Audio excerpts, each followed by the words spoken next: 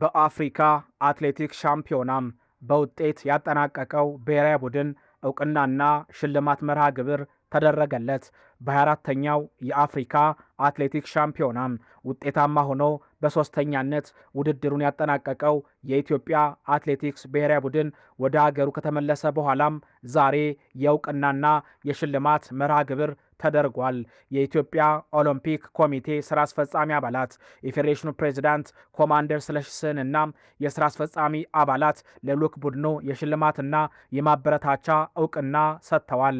የወርቅና ብር እንዲሁም የነሐስ ሜዳሊያ ላመጡ አትሌቶችና አሰልጣኞች እንደየደረጃው የገንዘብ ሽልማት ተበርክቶላቸዋል። ለቡድኑ አጠቃላይ የ1.4 ሚሊዮን ብር ሽልማት መበርከቱን ሰምተናል። የቡድኑ መሪዎች፣ አሰልጣኞችና አትሌቶች የተመዘገበው ውጤት ጥሩ እንደነበር ገልጸዋል። 400 ሜትር ለመጀመሪያ ጊዜ የወርቅ ሜዳሊያን ለሀገሩ ያስመዘገበችው አትሌት አጃኢባ አልዩ ቡድኑን ወክላ በሰጠችው ሀሳብ የተነገራቸውን ምክር ሰምተው ጥሩ ተፎካካሪ ሆነው ውጤት ማስመዝገባቸውን ገልጻለች። አትሌት ሀጎስ ኢዮብ በበኩሉ የተመዘገበው ውጤት ጥሩ እንደሆነና ሙቀት ባይሆን ከዚህ የተሻለ ውጤት ሊመዘገብ ይችል እንደነበረ ተናግሯል።